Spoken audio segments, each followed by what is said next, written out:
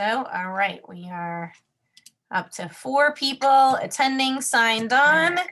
Great to see you all. We are now live on YouTube today, so we worked out that little glitch.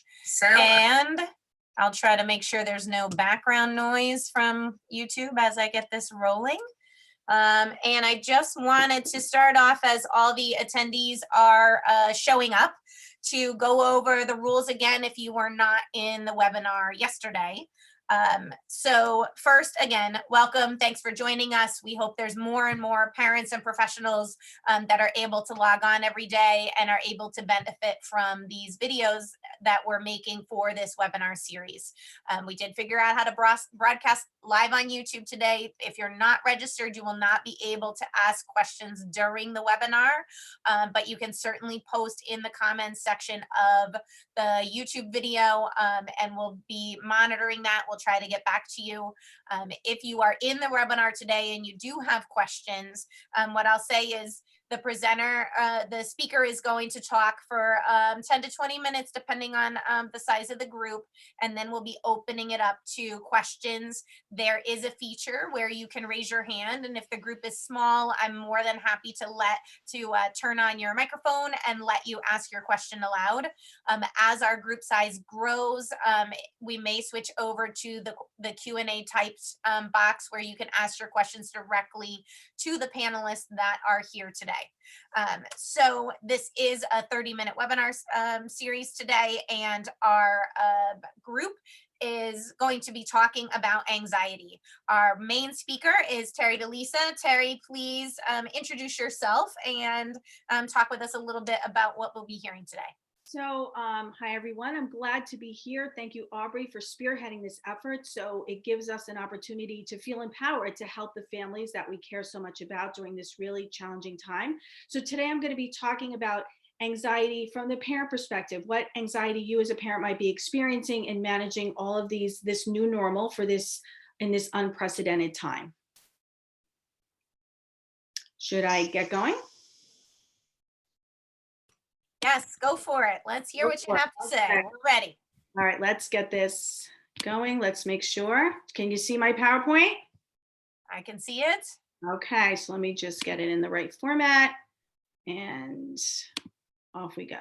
All right, wonderful. So we're going to be talking today about the coronavirus and parent anxiety and managing this new normal. So just to kind of talk about and identify really what we're going through, and this may seem obvious to all of us, but really we might not be thinking about how this is impacting us in terms of our response, our anxiety, our behaviors around this, what we're doing. You know, this is a very unprecedented time. I mean, there's no past history to rely on. You know, when we had newborn babies and they were colicky, we could call grandma. Even if we have a child who has significant behavioral challenges, we do have friends and other support systems that can say, hey, this is what works, or this is what I did. But we're in a time where we really don't have that. So just being mindful of the impact that that can have on our feeling insecure about ourselves and what we're doing. The other piece is that the time limit is really unknown. You know, we hear every day that we're going to get back to normal. We have some school districts that are giving dates, but again, until the school bus shows up or we're dropping them off, we really don't know. And most of the time, one of the strategies we will use in tackling anything is like, okay, I can handle this for an hour, or I can handle this for the day. And because this is something that we're not sure how many weeks or longer we might be engaged in being the teacher and the coach and the parent and the playmate and all of that, that can cause some anxiety because we may feel we're not up to the challenge. And anxiety is really rooted in exactly that, feeling that there's an expectation out there that we may not be able to meet. And with so much unknown, that's not an uncommon feeling. Anxiety has purpose. It's natural and helpful when it's not negatively impacting us. So the anxiety that we feel will encourage us to do things like hand wash and self-quarantine and take appropriate steps. But when anxiety comes to a point where it's debilitating, where we're not able to think, when we're not able to function, that's when we're sort of entering that problem zone. And we'll start to talk about that.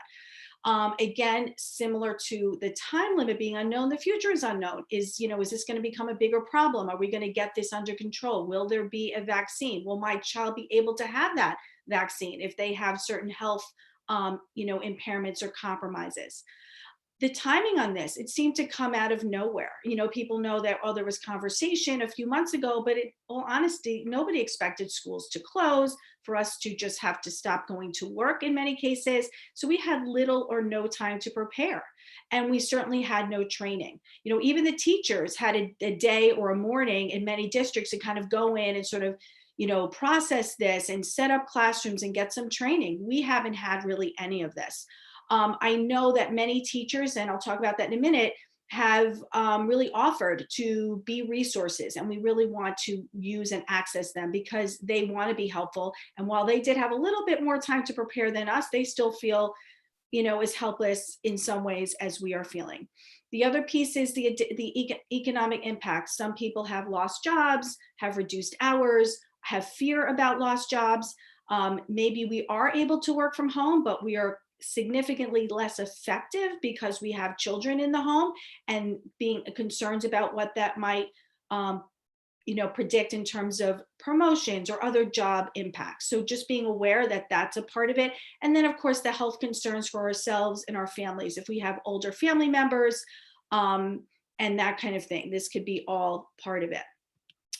So some of the symptoms of anxiety that we know of, and thinking about ourselves, are we having difficulty sleeping? Or do we have racing thoughts that are getting in the way of our ability to concentrate? Are we feeling scattered and disorganized? Many of us pride ourselves on being organized people, having a routine and predictability. Many of our children, particularly those with special needs, also thrive in a predictable and organized environment. And now suddenly we have 4 kids of different ages at home, or 3 kids, or whatever. We're trying to work and trying to be homeschool teachers and managing behaviors.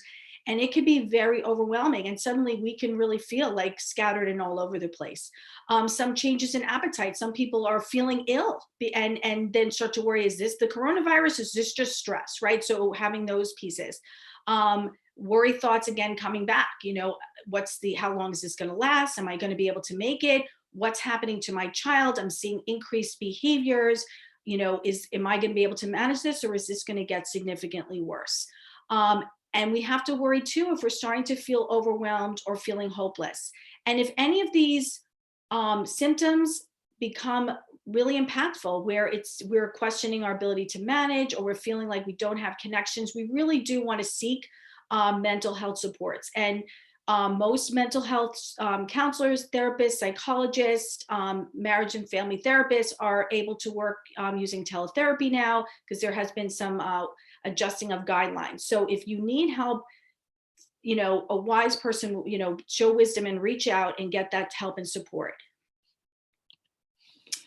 So thinking about what our expectations are. So we sort of know where we are in sort of this new unfamiliar territory, thinking about what are our expectations as being a homeschooler.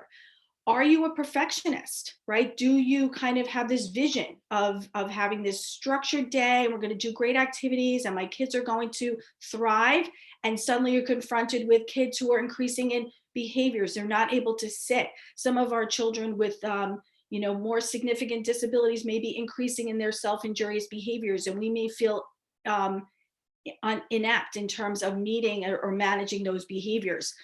So when we have expectations that are sort of not realistic or don't really match what's happening, or what is reasonable, right? Given this whole new set of normal, it can place really unhelpful pressure on us and in extension on our children. And when we are stressed, our children will feel stressed. So if we can get our own stress and anxiety under control, then we will have a much better ability to manage and help our children in this, with whatever it is they're doing, whether it's schoolwork, managing transitions, play activities, what have you. Recognizing that things will change and are changing. We may not be able to do the same work as we could before. Some radical acceptance around that. If we find ourselves repeatedly getting caught up in, why is this happening? I don't know if I can manage, like that sort of negative self-talk can really be very defeating. And as I mentioned before, asking for help, and that could be the classroom teacher, the behaviorist, if your child is showing some uptick in self-injurious behaviors, and you're feeling, ineffective and being able to handle that, that's not unexpected because you're not managing that on a day-to-day basis. Other specialists have been doing that, have that expertise. And in talking to staff members at different schools where I, have colleagues, they have said they are ready and willing and able and want to be helpful. They're just unsure of how to make that connection or make that help. So hopefully if you're having any of those difficulties, you can reach out to the teacher, the special ed teacher, the occupational therapist, anyone in your child's team who can give you that advice and that strategy to kind of help.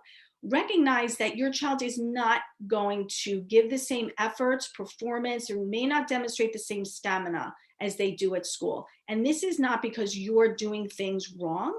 It's that this is a different environment. And our children are used to coming home and finding home to be that place where they can just do their own thing, do their own activities. They're not used to the kitchen table or the dining room table or this new, space that you've created to become school. So that, that transition, that, change in thinking is going to be hard for them. And you're going to see behaviors as a result. So really thinking about helping model some flexibility for your children, asking for help if you need it, and sort of letting go of certain expectations. We may not get through all of this work today, and that's going to be okay. Taking time to get into this new routine, it's not going to happen overnight. My view on a lot of this for many of our children is working to maintain skills versus gaining new skills.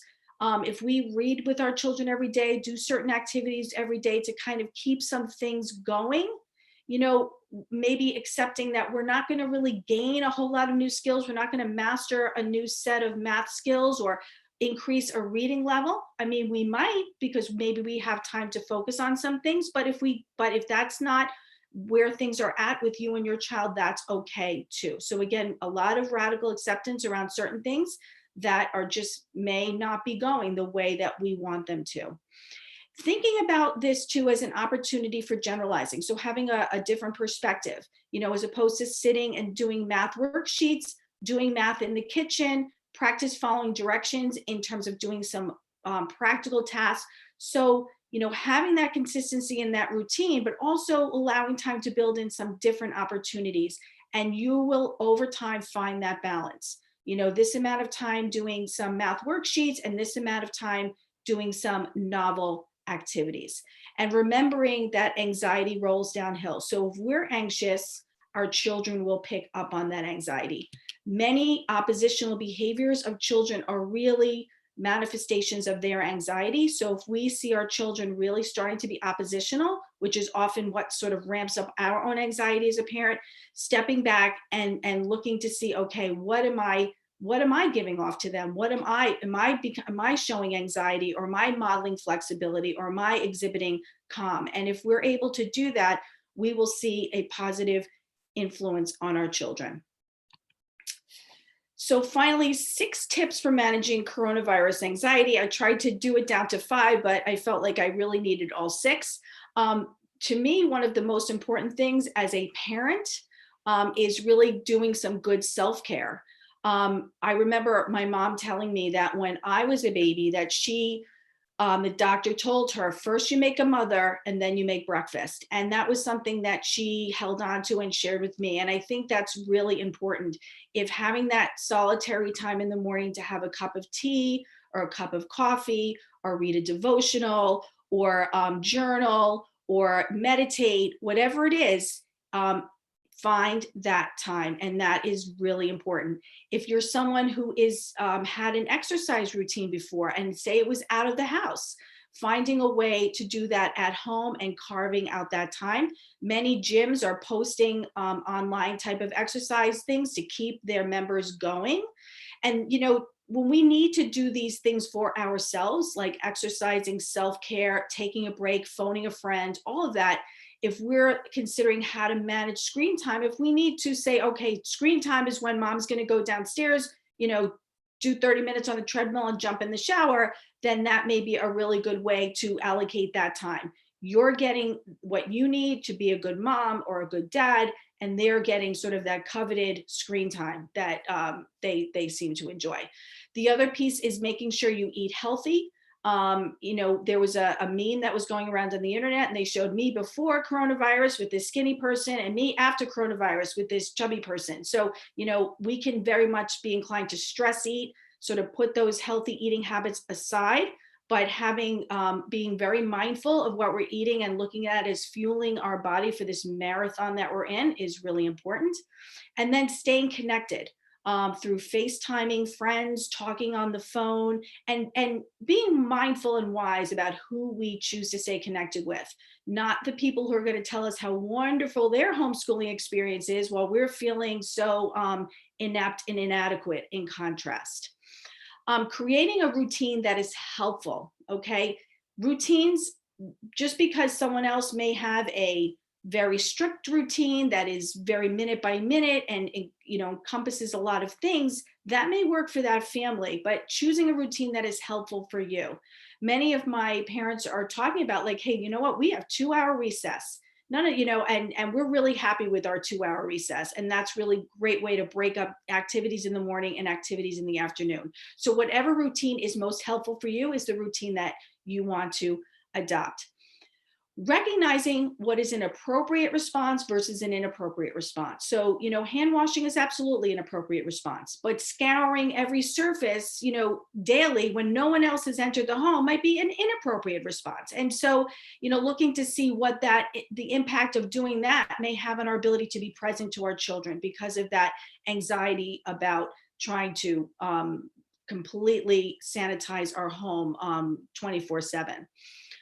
Identify irrational thoughts and challenge them. So, and irrational thoughts can vary to, continually thinking I may have the virus or something's going to happen, or, the gamut, run the gamut, but really challenging them, reframing them, using some radical acceptance, focusing on aspects of the situation that you can control, that you can influence, and sort of kind of step away from those repetitive thoughts. Keeping a perspective and looking at the positive. So as I said before, generalizing some skills can be great. Thinking about how can I create some memories? How can I tackle a project? Some of our children are much more, have many more challenging behaviors. So if just being able to spend time with them in a safe environment, that's fine. Like, you choose the level that is effective for you and not set an expectation that is too high. But if you do have some children who are able to tackle some projects with you, that's great. Just getting down on the floor and playing. Many parents, especially those of us who are out in the workforce, talk about wishing they had a little bit more time to do that playing on the floor. So looking to see, hey, you know what, maybe we're not going to get through all these math worksheets, but we are going to have some good time to get down and do a puzzle or build some Legos or do something like that. And finally, focusing on facts and minimizing media, choosing to get information from sources that are reliable, that are not going to make us more anxious. And if we're getting into this habit of listening to the news 24/7, and I know that's a weakness that I have, being mindful to say, you know what, I'm going to watch one news broadcast, I'm just going to get the facts, and that's going to be it for me. And then finally, if your symptoms are increasing or you're feeling like this is becoming unmanageable, it's important to seek help from a mental health professional that could provide counseling and consulting and coaching around your particular challenges. So that's pretty much everything I have to say, but I'd be happy to answer any questions that anyone might have. I'm going to exit out of this.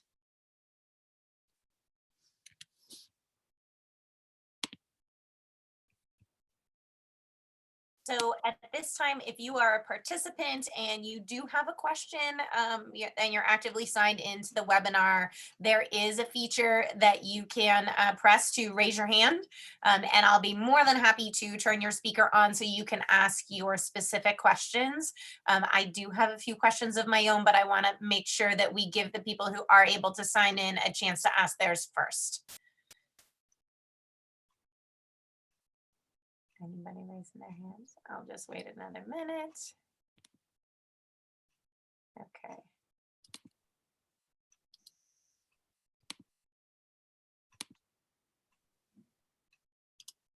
All right, I'm going to turn off your sharing. Sorry. Thank you. I was trying to There. figure out how to do that. That's okay. We are all working on our technology. All right, we do have a participant that wants to ask a question. So, all right, ready. Hi, Alan Krita. You had something to ask Dr. DeLisa? Oh, hold on one second. I'm working on this. Unmute.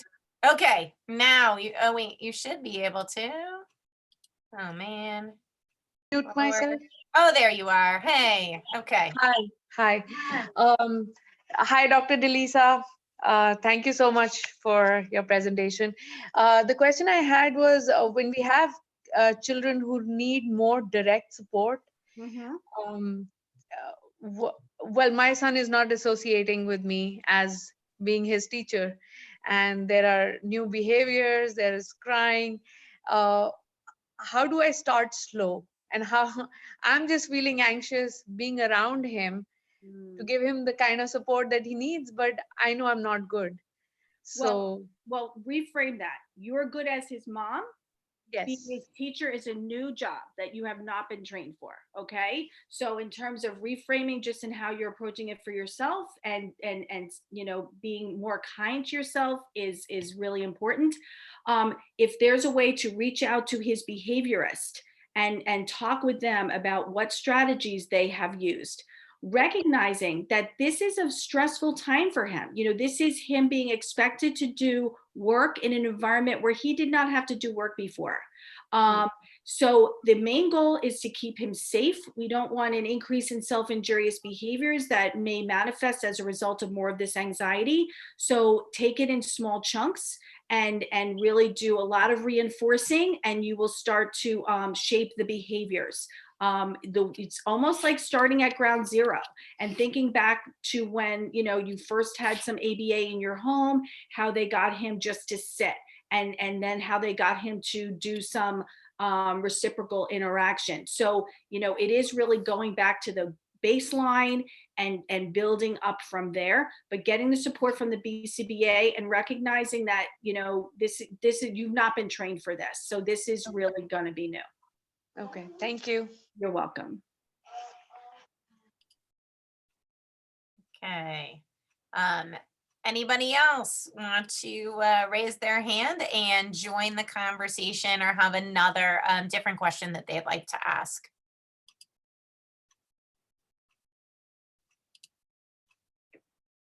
Okay.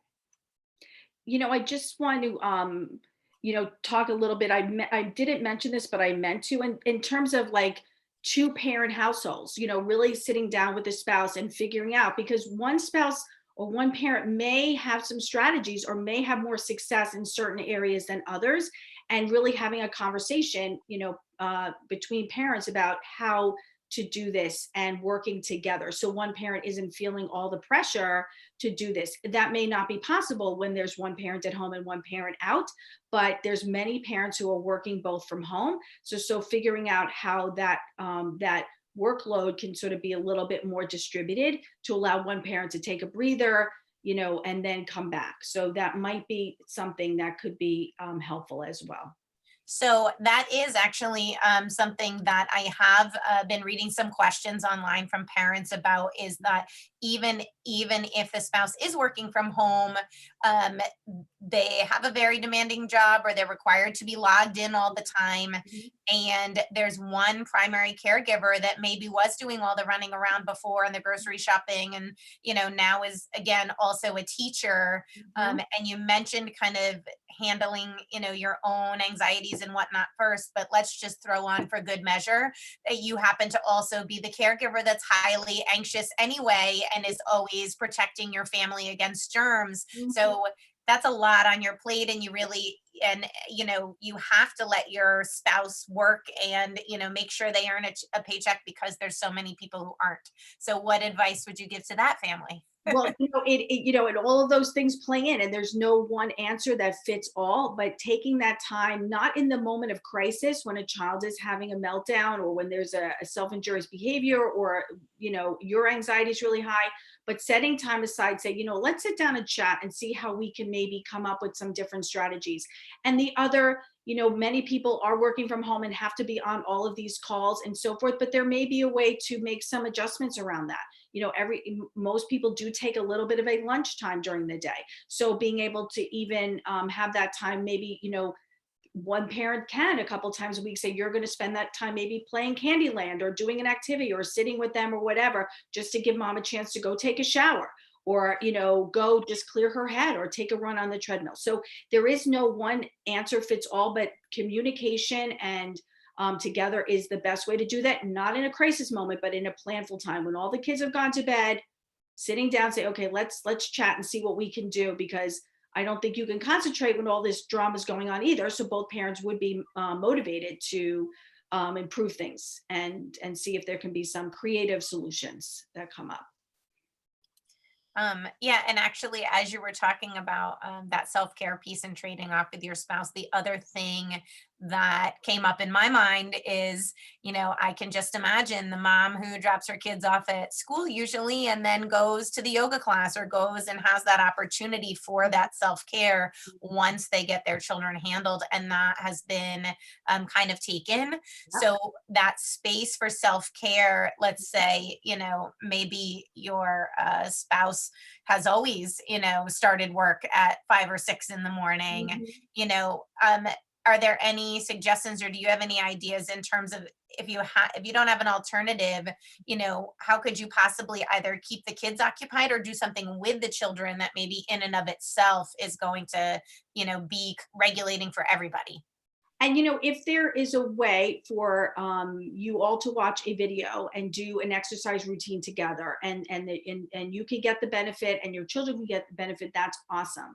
Some children can't attend, or may be disruptive, or this may be very hard for them, and so that would would not work. But if that's an opportunity to do that, maybe teach some skills. Hey, we're going to use some yoga, do some yoga poses. And as we talked yesterday, that can be very regulating for sure. So there may be some learning that goes on here in terms of, hey, this child really benefits from doing some yoga or doing some stretching or lifting some weights, right? That pressure may be helpful.